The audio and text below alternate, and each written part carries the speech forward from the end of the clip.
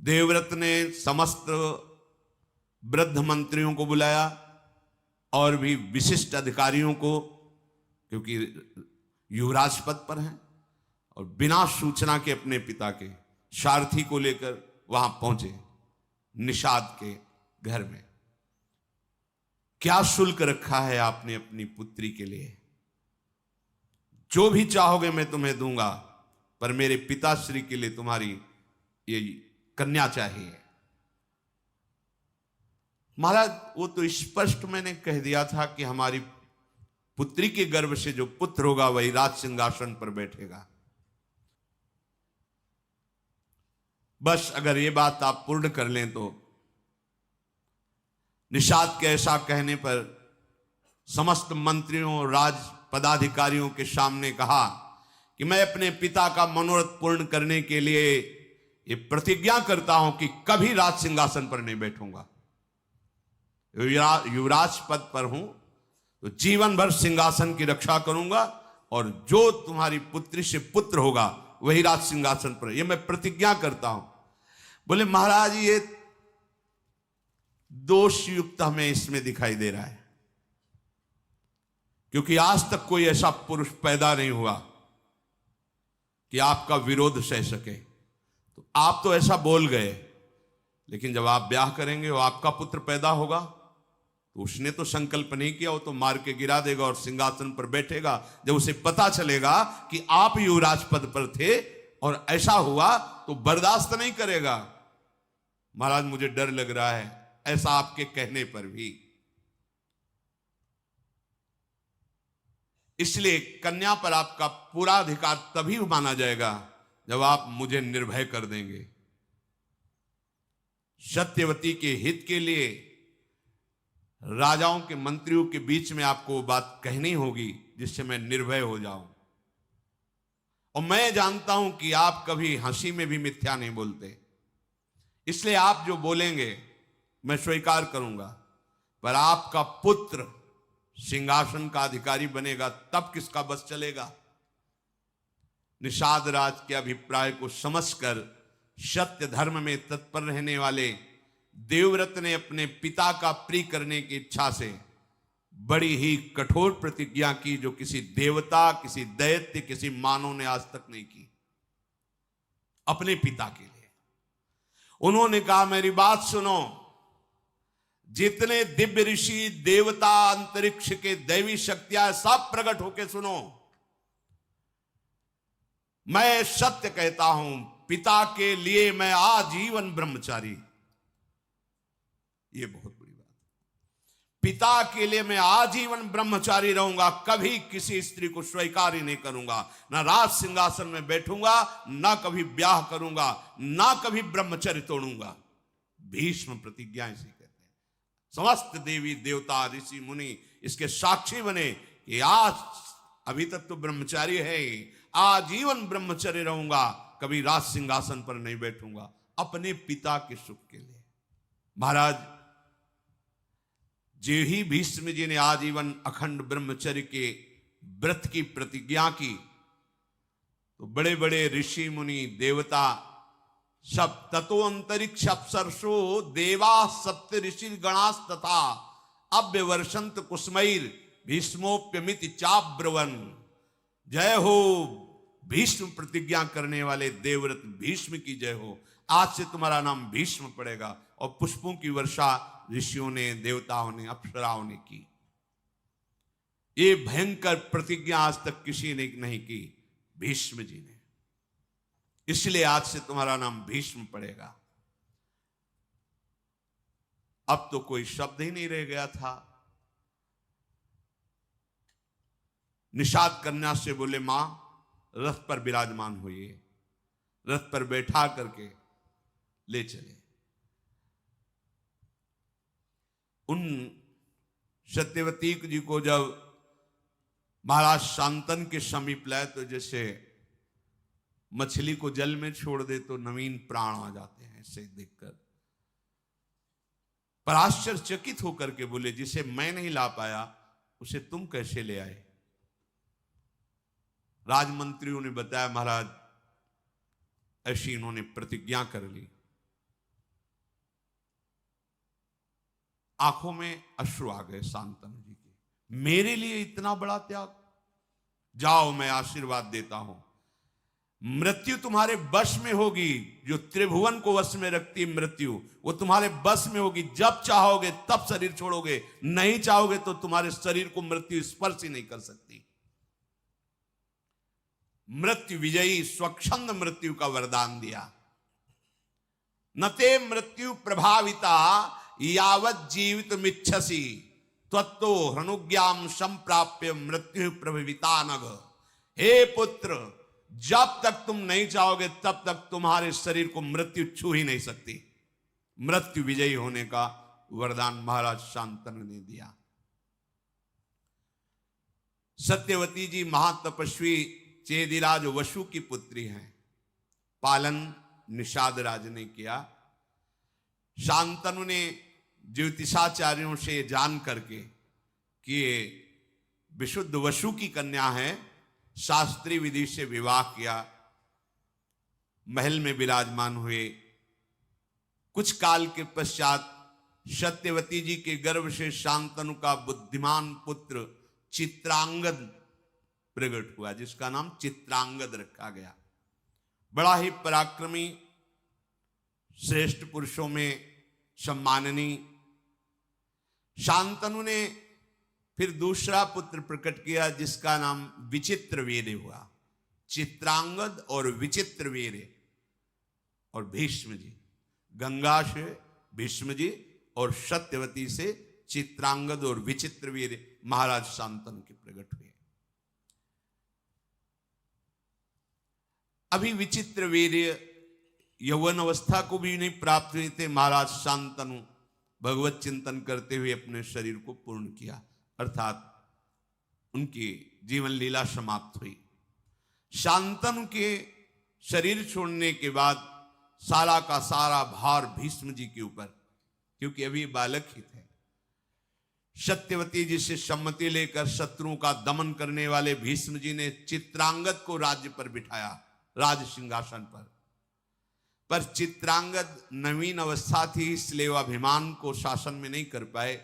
क्योंकि ऋषि कुल में तो रहे नहीं, राजमहल में रहे तो इतना अभिमान बढ़ गया था कि जो भी सामने बात करता, हस्तिनापुर के और संरक्षक भीष्म जी, वो सबका अपमान करके व्यवहार करते। और भीष्म जितने महान होते हुए बस इतना ही कह देते थे कि नहीं, वत्स सम्मान पूर्वक व्यवहार करना चाहिए, क्योंकि राजा पद पे हैं तो डांट नहीं सकते, पहले जाके सर झुकाना होगा। कोई भी मनुष्य हो, देवता हो, असुर हो, सबका आक्षेप करना, सबको अपमानित करना, चित्रांगद ने अपना ऐसा स्वभाव। तो एक गंधर्वराज का नाम था चित्रांगद, गंधर्वों का राजा था। वो एक बार सभा में आया, कहा राजकुमार मेरे जैसा कोई नाम धारण करे तो उसको मेरे से युद्ध करना होगा, मेरे पर विजयी हो तभी वो चित्रांगद नाम धारण कर सकता है, अन्यथा नहीं। मेरा नाम चित्रांगद है, मैं गंधर्वराज हूं, तुम्हें युद्ध के लिए ललकारता हूं। और धर्म ये कहता है जिसके लिए युद्ध ललकार हो वही लड़ेगा, ऐसा नहीं कि भीष्म जी लड़ लें।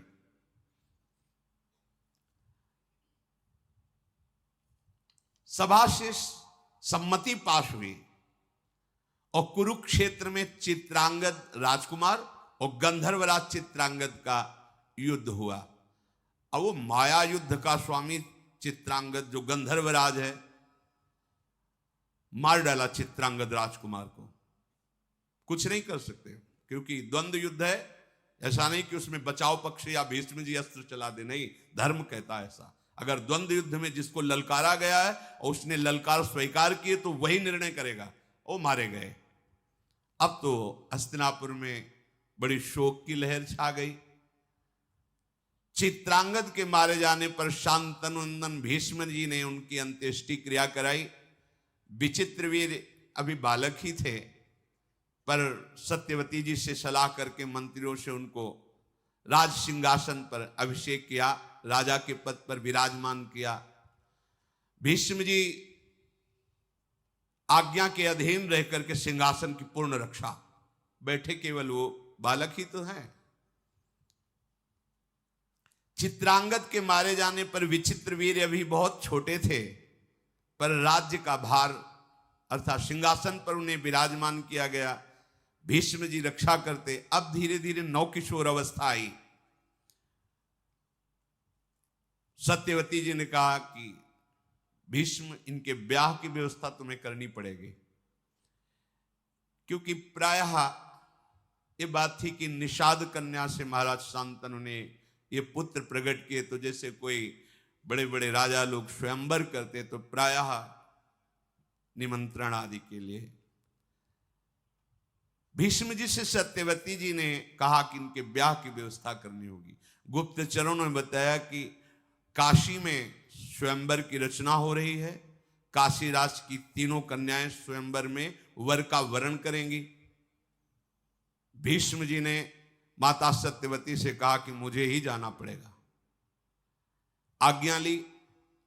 महारथियों में श्रेष्ठ शत्रु विजयी भीष्म अकेले सारथी को लेकर के वाराणसी पहुंचे और स्वयंवर सभा में जब प्रवेश किया तो बहुत से राजा बैठे हुए थे। सब देख के तालियां बजा के हंस दिए, वाह बाल ब्रह्मचारी, अब ब्याह का मन हुआ है, क्योंकि स्वयंवर में तो वही आएगा जिसका ब्याह का।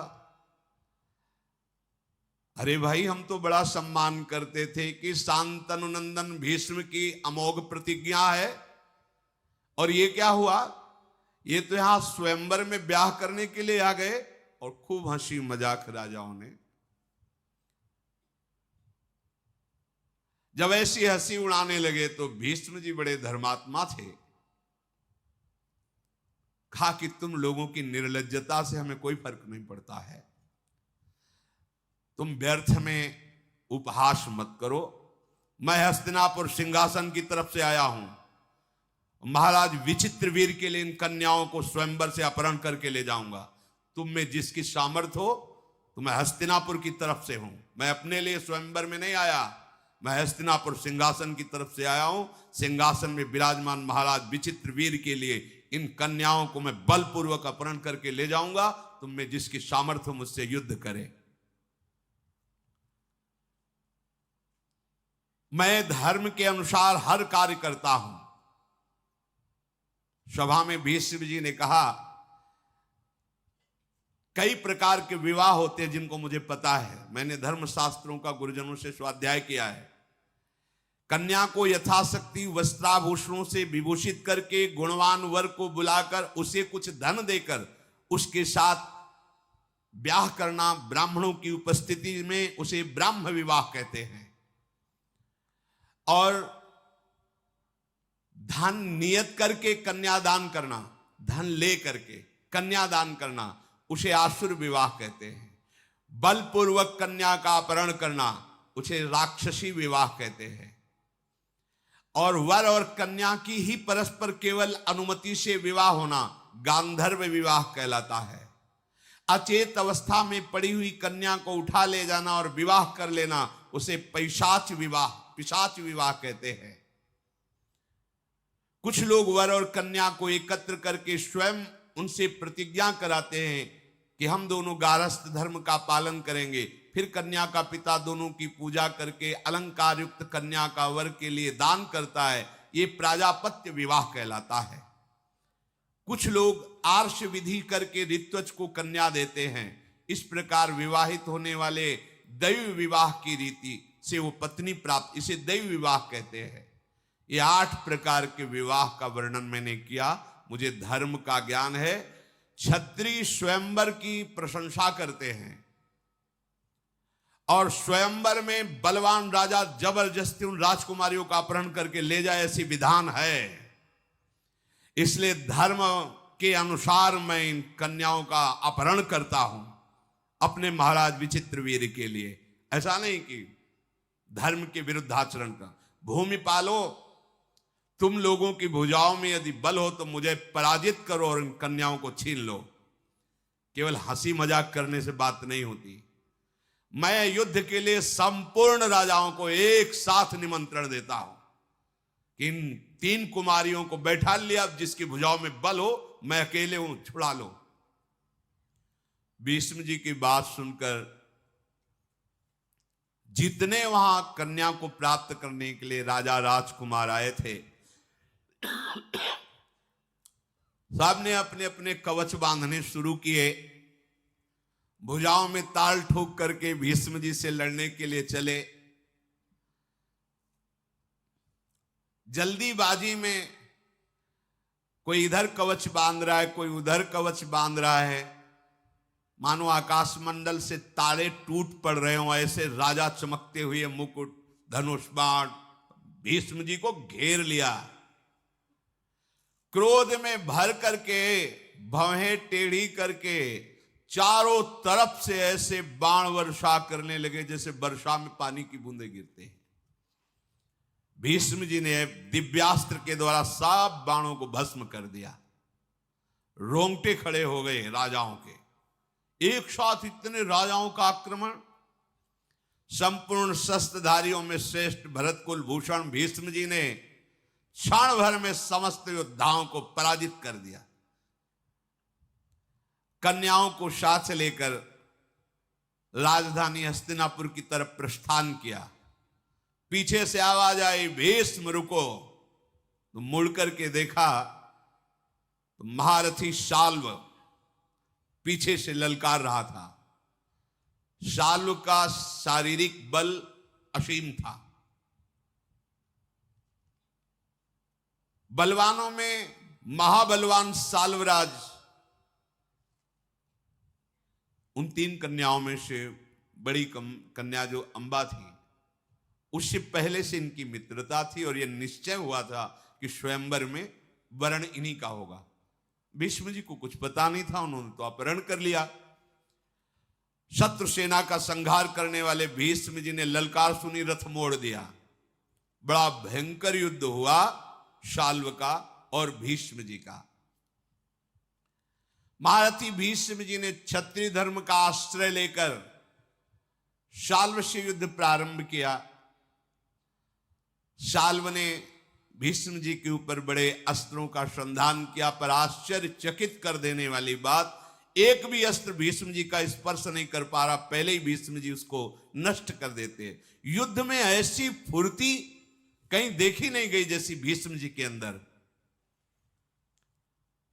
शांतनु नंदन भीष्म जी ने शाल्व से कहा, खड़ा रहे। तो उसके सारथी को मारा, उसके घोड़े को मारा, और जैसे पक्षीराज गरुण सर्प को दबोच लेते हैं, ऐसे शाल्व को बड़ा पराक्रमी शाल्व। भीष्म जी ने उसे घुटने के बल करके कहा, जा तेरे प्राण छोड़ता हूं, आवाज मत कर, वापस चला जा। इंद्रास्त्र के द्वारा उसको मूर्छित करके सावधान करके, जा प्राण दान करता हूं, तुझे मारूंगा नहीं। शाल्व निराश होकर के चला गया। शत्रु नगर पर विजय पाने वाले भीष्म जी महाराज उन कन्याओं को लेकर के हस्तिनापुर में प्रवेश किया। काशीराज की कन्याओं को जैसे अपनी छोटी बहन को लेकर जाया जाता, ऐसे भीष्म जी लेकर गए। विचित्रवीर्य अभी पूर्ण यौवन अवस्था को भी प्राप्त नहीं हुए थे। भीष्म जी के पराक्रम द्वारा हर कर लाई हुई सर्व सद्गुण संपन्न कन्याओं को लाकर सत्यवती जी से कहा, स्वयंवर से जीत कर लाए और विचित्रवीर्य के साथ इनका पाणी ग्रहण करो। जब विचित्रवीर्य के साथ विवाह की तैयारी होने लगी तो अंबा ने कहा कि महाराज भीष्म से कि मैंने तो समझा था तुम महावीर अपहरण अपने लिए कर रहे हो, मैं इनके लिए नहीं हूं।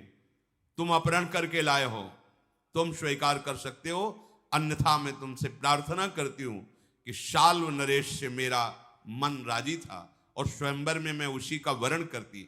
आपने गलत कर दिया। यदि आप वरण करो तो आप हरण करके लाओ, आपका अधिकार है। अगर आप वरण नहीं करते तो मैं फिर स्वेच्छा से इसको स्वीकार नहीं करूंगी। मैंने साल्वराज का वरण किया था। धर्मज्ञ भीष्म जी ने ये बात जब सुनी तो भीष्म जी ने कहा, मुझे पता नहीं था।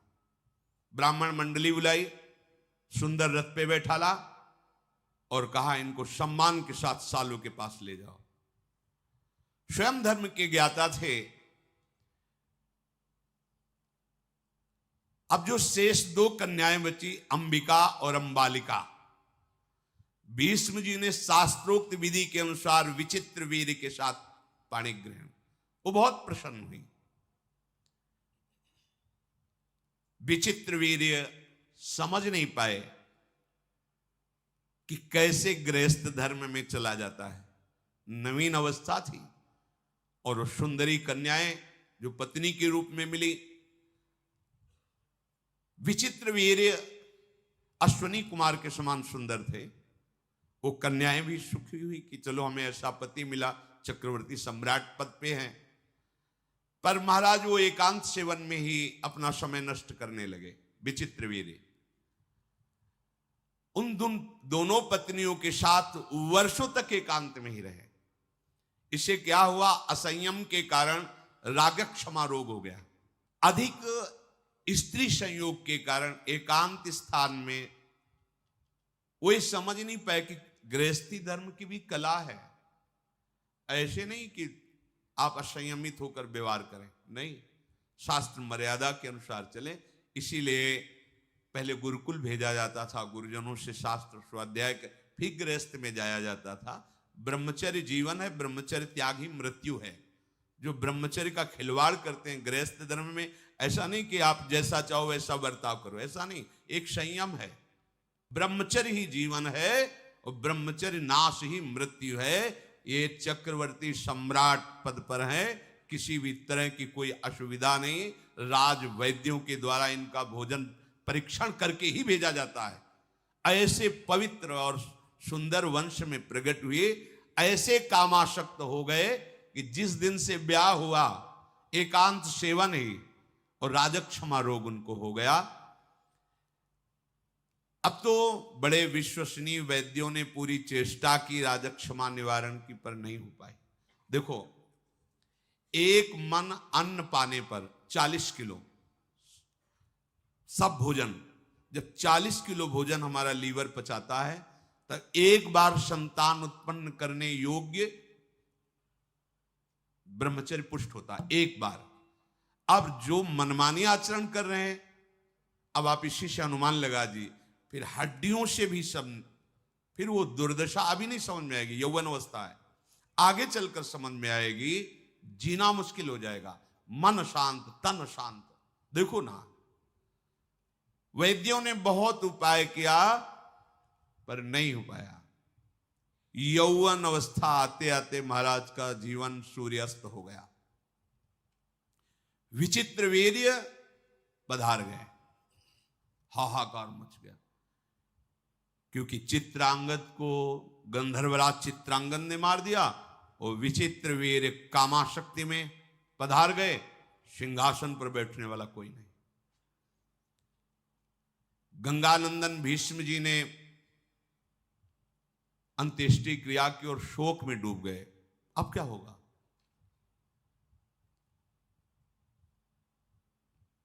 सत्यवती जी भीष्म जी से कहा, बेटा जो मैं बात कहने जा रही हूं हो सकता है तुम्हें पसंद ना हो, पर मेरी आज्ञा, धैर्यपूर्वक सुनना। तुम शास्त्र और शस्त्र दोनों के ज्ञाता हो, पितृकुल मातृकुल दोनों के रहस्य को जानने वाले हो। तुम गंगा नंदन हो अर्थात पवित्र हो। बेटा तुम्हारी एक एक वृत्ति धर्म में स्थित है। पर अब मैं बात जो बार बार लड़खड़ा रही है कहने से, जो मैं बात कहने जा रही हूं वो धैर्यपूर्वक सुनना। सिंहासन खाली है।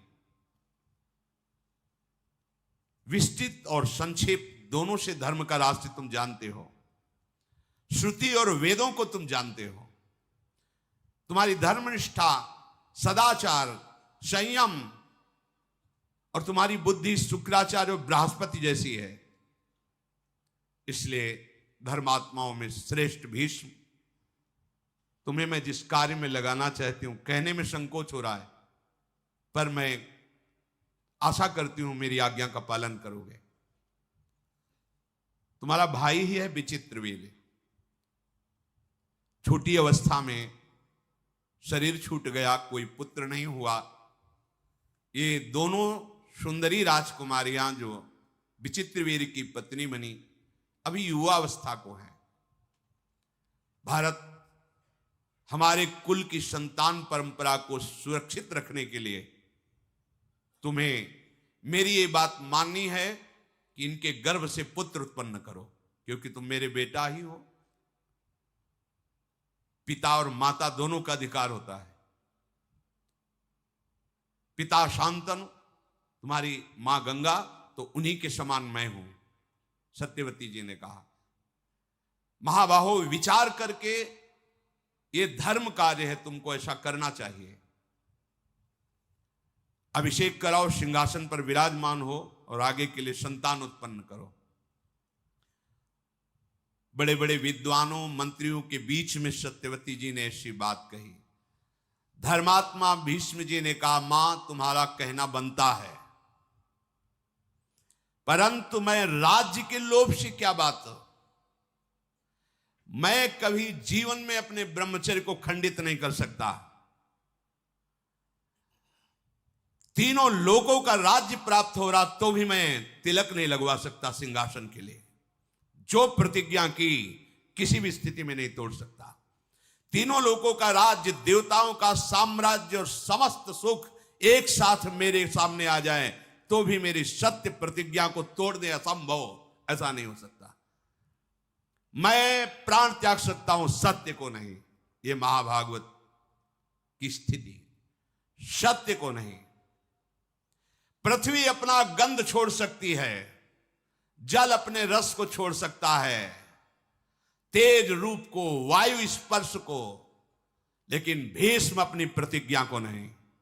सूर्य की गति बदल सकती है, अग्नि शीतल हो सकता है, चंद्रमा शीतलता का त्याग कर सकता है, इंद्र का पराक्रम फीका पड़ सकता है, धर्मराज धर्म की उपेक्षा भी कर दे तो भी भीष्म अपनी प्रतिज्ञा को कदापि नहीं तोड़ेगा। माता, हस्तिनापुर का क्या, चाहे संसार का नाश हो जाए, मुझे अमरत्व मिले, त्रिलोकी का राज्य मिले,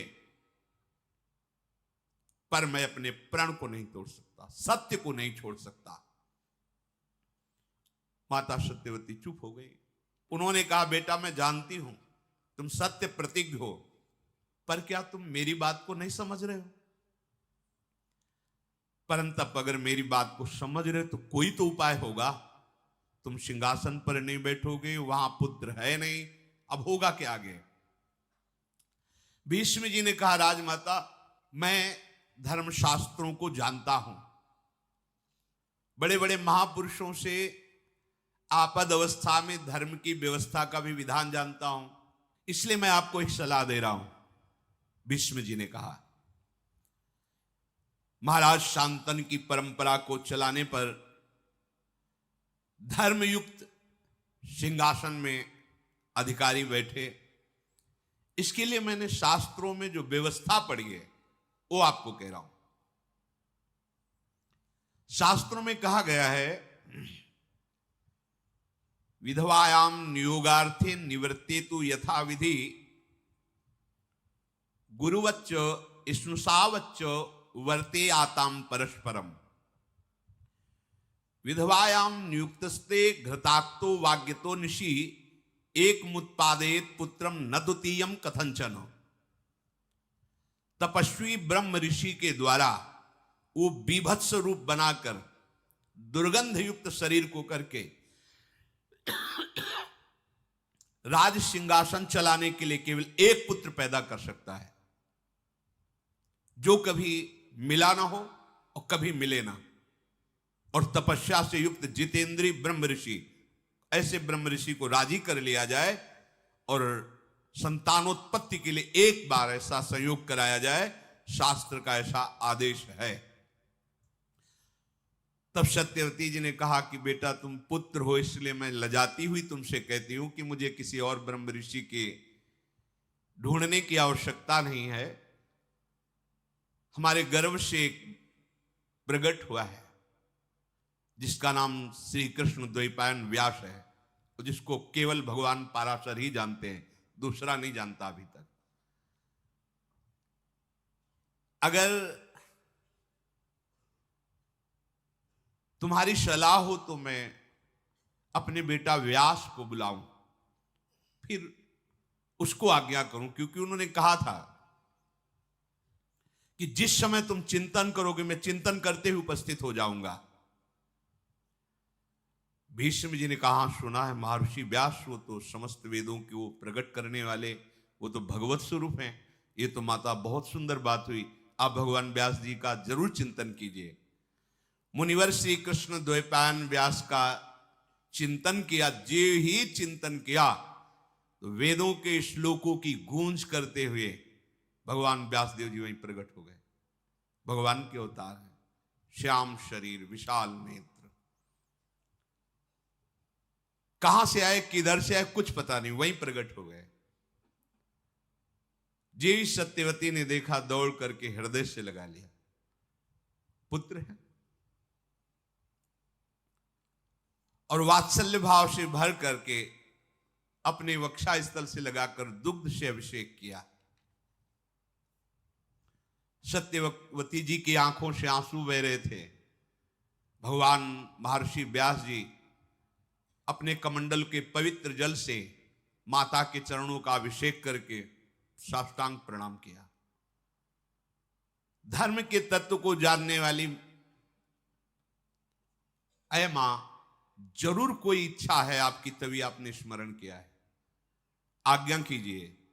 त्रिभुवन में कोई ऐसा कार्य नहीं जो आपकी आज्ञा से पूर्ण ना हो सके। बड़े बड़े हस्तिनापुर के ब्राह्मणों ने भगवान व्यास देव जी का अभिषेक पूजन वंदना की। जब आसन पर विराजमान किया तो सत्यवती जी ने कहा कि माता और पिता दोनों से पुत्र का जन्म होता है, दोनों का समान अधिकार होता है, पर पिता से भी अधिक पुत्र पर मां का अधिकार माना गया है। संन्यास लेने पर भी मां को साष्टांग दंडोत करने का आदेश है और पिता साष्टांग दंडोत उस सन्यासी पुत्र की करे, ऐसा आदेश है। पर वो सन्यासी पुत्र भी अपनी मां को साष्टांग, पिता से भी अधिक मां का अधिकार है। पता नहीं किस विधान से भगवान प्रसन्न होकर मेरे गर्भ से आप जैसा पुत्र प्रकट किया। जैसे पिता के नाते से भीष्म मेरा पुत्र है, ऐसे माता के नाते से तुम भी शांतनु पुत्र ही हो। पिता के नाते से भीष्म जी पुत्र हैं, मैं मां पद पे हूं, पर मां तो गंगा जी हैं। ऐसे पिता के नाते से जैसे हो भीष्म जी, ऐसे मां के नाते से पिता तो पाराशर जी हैं, पर मां तो मैं ही हूं। इसलिए मैं तुम्हारी मां हूं, तो तुम इस शांतनु वंश में भी अपना अधिकार रखते हो। इसलिए मेरी आज्ञा है, विचित्र वीर की दोनों पत्नियों से मुझे एक एक राजकुमार चाहिए। ये संतानोत्पादन का कार्य मैं तुम्हें देती हूं और ये धर्म कार्य है। अतः मेरी बात पर विचार करके इस कुल परंपरा चलाने के लिए भीष्म की सलाह और विद्वानों की सलाह और धर्मयुक्त वो आप कार्य कीजिए। भगवान व्यासदेव जी ने कहा, माता, पर और अपर दोनों प्रकार के धर्मों का रहस्य जानने पर आपकी आज्ञा धर्म संगत है। ऐसा नहीं कि आप अधर्म की आज्ञा कर रही। मैं किसी कामना के वशीभूत होकर नहीं, आपकी आज्ञा पालन करने के लिए जो आप कहेंगे मैं उसका पालन करूंगा। मैं वरुण के समान तेजस्वी पुत्र उन दोनों युवतियों से प्रकट करूंगा, पर मेरी आज्ञा सुना दी जाए कि इनको एक एक वर्ष तक जैसा मैं नियम बताऊं वैसे ये चलें। सत्यवती जी ने कहा, ये सब बातें बंद करो, मुझे एक वर्ष नहीं, मुझे अभी गर्भ चाहिए। एक वर्ष इंतजार करेंगे, एक वर्ष में तो बालक प्रकट हो जाए, मुझे अभी चाहिए। ये नियम संयम व्रत ये सब दूसरे को समझाओ, तुम मेरे पुत्र हो, मेरी आज्ञा है। मैं इस समय पुत्र कामना से युक्त हूं, सिंहासन खाली है, शीघ्र गर्भ धारण करने के उपाय करो। राजा का राज्य सुरक्षित रहना प्रजा के लिए बड़ा सुखकर होता है। भगवान व्यास जी ने कहा यदि मुझे समय नहीं दे रही हो तो फिर उन देवियों को बोलो कि भयभीत ना हो मेरे रूप को देखकर, घृणा ना करे मेरे रूप को देखकर। मैं ऐसा भयावना रूप रखकर उनके सामने जाऊंगा, बस उनको फिर या तो संयम में रहे जो नियम व्रत बताएं, और अगर नहीं अभी तो फिर मेरा ऐसा स्वरूप होगा कि वो भय न धारण करे। मेरे गंध, मेरे रूप, मेरे वेश और मेरे शरीर को देखकर भयभीत होना, घृणा करना, ये सब आएगा, पर वो ऐसा ना करें, आप संभालो। ऐसा कहने के बाद महातेजस्वी मुनिश्रेष्ठ व्यास जी भगवान सत्यवती से शुद्ध वस्त्र श्रृंगार धारण कराओ और उनको बैठा लो। सत्यवती जी ने अंबिका बालिका को पुष्ट किया कि हमारे ही पुत्र हैं, भगवान व्यास देव जी हैं, सामने आएंगे, तुम्हें भयभीत नहीं होना, तुम्हें घृणा नहीं करनी, उनका इतना भी विभत्स रूप बना के आएंगे। बहुत तैयार किया, राज सिंहासन पर बैठने के लिए अधिकारी चाहिए।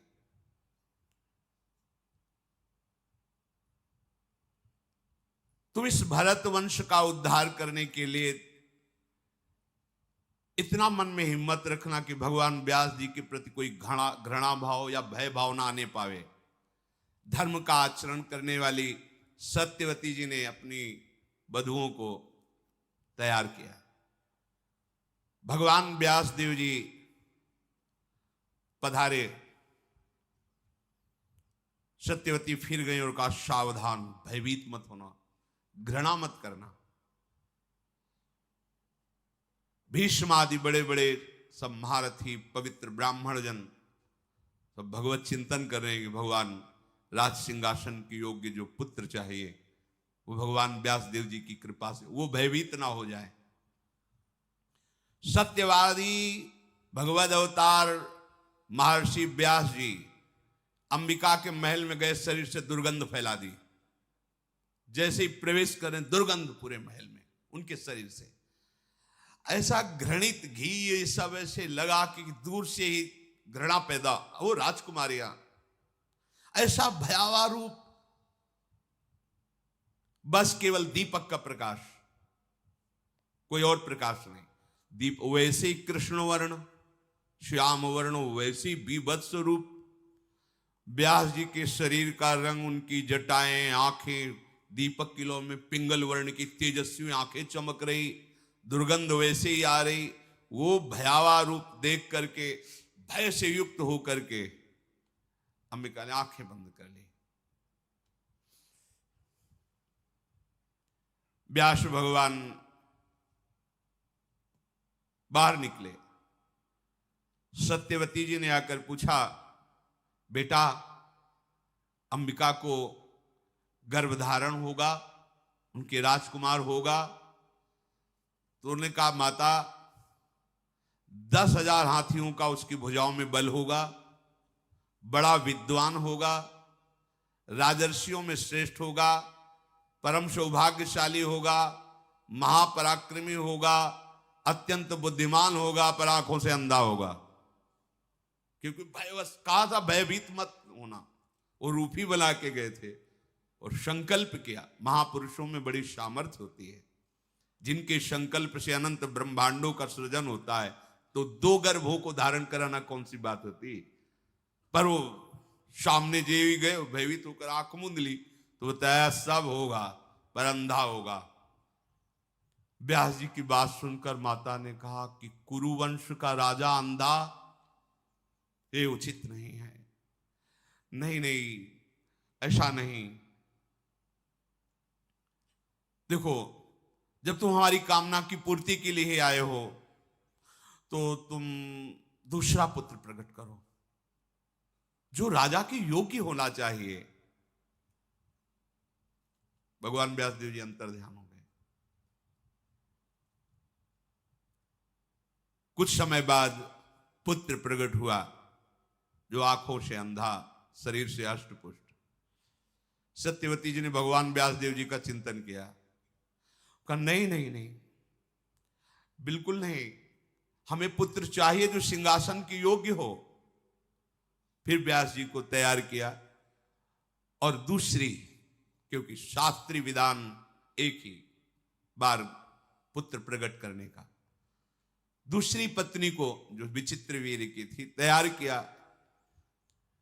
महर्षि फिर उसी रूप में सामने गए, वो भयंकर नेत्र तेज पीली पड़ गई, पूरा शरीर एकदम भयवश एकदम पांडुवर्ण पीली, कांतिहीन पांडुवर्ण की हो गई, आंखें तो खुली रखा, भयभीत विषादग्रस्त।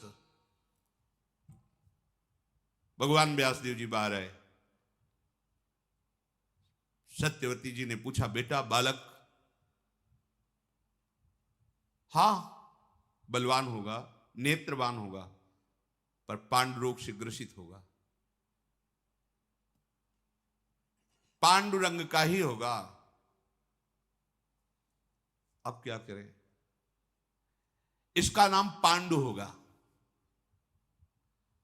और भगवान व्यासदेव जी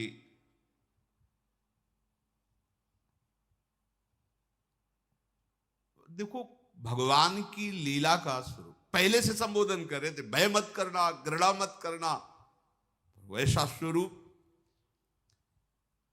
सत्यवती जी ने भगवान व्यासदेव जी से कहा, एक और पुत्र प्रकट कर दो। तो उनका मां धर्म के विरुद्ध नहीं, तो उनका बेटा, मां का आदेश सब धर्मों के ऊपर होता है। समझो मेरी बात, मां का तो इतनी सामर्थ्य होती है ना, वो सर्व धर्मों को प्रकट करने वाली है, इसलिए तुम मेरी बात मानो।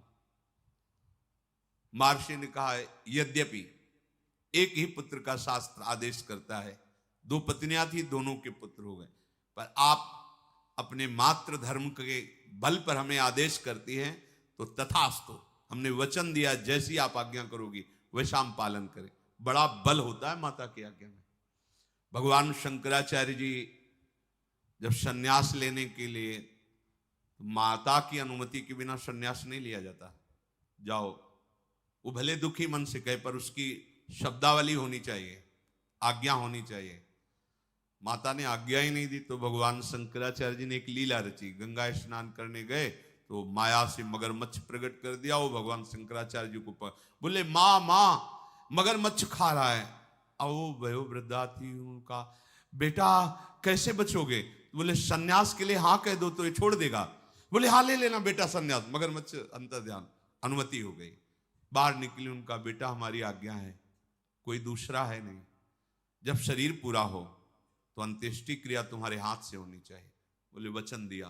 तो आद्य गुरु भगवान शंकराचार्य जी की जब मां पधारी तो दंड अपने शिष्यों को देकर अंत्येष्टि क्रिया अपनी मां का बहुत बड़ा स्थान होता है। महर्षि भगवान व्यास देव जी ने तथास्तु, जैसा तुम चाह रही हो वैसा ही करेंगे। अंबालिका ने समय आने पर पांडुवर्ण के पुत्र को जन्म दिया, जो दिव्य कांति से उद्भासित हो रहा था। वही महाधनुर्धारी पांडव के पिता पांडु के रूप में, और वो जो नेत्रहीन प्रकट वो धृतराष्ट्र के रूप में। अब जब अंबिका को फिर कहा कि भगवान व्यास देव जी पधारेंगे, पहले ही भयभीत होकर आंख बंद कर ली थी। अब महारानी के राजमाता की आज्ञा तो मानना पड़ेगा। तो एक बहुत ही सुंदर दासी थी, वहां कौन देखने आता है कि राजकुमारी मतलब विचित्रवीर की पत्नी बैठी या दासी बैठी। तो दासी को आभूषणों से सुसज्जित करके, मैं देखना भी नहीं चाहती ऐसा रूप जो एक बार देख चुकी हूं, तू बैठ जा सैया पे। अपनी दासी को जो बहुत ही सुंदर, उसको क्या भय का, भयभीत मत होना एकदम। तो दासियां वैसे भी प्रवीण और चतुर होती हैं। महर्षि भगवान व्यासदेव के आने पर प्रसन्न मुद्रा में हाथ जोड़ करके प्रणाम करते हुए, कोई भय नहीं, कोई दुर्गंध नहीं, कोई पीला हरा नहीं पड़ना। दासी बड़ी चतुर प्रवीण। महर्षि व्यास जी बाहर निकले। सत्यवती जी ने कहा, बालक कैसा होगा? तो उनका दासी पुत्र होगा। दासी पुत्र कैसे? तो बोले दासी तो विराजमान थी, वो दोनों राजपत्नियां थोड़ी थी। लोक में साक्षात धर्म का अवतार माना जाएगा। भगवान के अंश स्वरूप विदुर जी, महात्मा विदुर जी, ये भगवान व्यासदेव जी से प्रकट किए। परम ज्ञानी, परम धर्म, ये साक्षात विदुर जी धर्मराज हैं, साक्षात धर्मराज, धर्मराज के अंश से धर्मराज युधिष्ठिर, लेकिन ये साक्षात धर्मराज जी हैं। कई बार सत्संग में सुनाया है मांडव्य ऋषि की कथा कि उनको चोरों के साथ आश्रम से बांध करके राजा के पास ले गए। राजा ने शूली में चढ़ा दिया, सबको शूली से उतारा गया मरने के बाद, पर आप पद्मासन लगाए बैठे थे तो शूली निकली ही नहीं, तो काट दी गई। तो राजा से कहा तुम डरो मत, मैं तो सीधे धर्मराज से बात करूंगा। वो अंतर्ध्यान होकर यमपुरी पहुंचे। धर्मराज ने स्वागत सम्मान किया तो उन्होंने कहा कि मैंने जीवन भर तपस्या की है, गुदाद्वार में शूली अब भी धसी हुई है, क्या पाप मैंने किया? तो उनका महाराज कोई भी दंड बिना पाप के नहीं मिलता, आप देख लीजिए। तो जैसे अपने नहीं सीरियल लगा दे तो चलता है, ऐसे उनके सामने चला। 8 वर्ष के थे, एक तितली की गुदा में बम्बूल का बड़ा कांटा ऐसे करके छोड़ दिया, उसका फल मिला कि उनके गुदा में शूली। अवश्य में भोक्तव्यम कृतम कर्म शुभाशुभम। तब उन्होंने, मांडव ऋषि ने कहा कि ये धर्म का न्याय तो नहीं है। 8 वर्ष की अबोध अवस्था का बालक हित या अहित का ज्ञान नहीं रखता। पहली बात मैं मर्यादा स्थापित करता हूं कि 14 वर्ष के पहले के किए हुए पापों का किसी भी बालक को कोई फल नहीं मिलेगा। मतलब 14 वर्ष के आगे के पापों की गणना होगी, पीछे की नहीं। ये महाराज मांडव्य। और तुम एक बार मृत्युलोक में जाओ और स्वाद लो कैसा होता है मृत्युलोक। यहां बैठे बैठे हिसाब किताब करते हो। साक्षात मांडव्य ऋषि के शाप से धर्मराज विदुर जी के रूप में प्रकट हुए। शेष चर्चा इन महाभागवतों की आगे।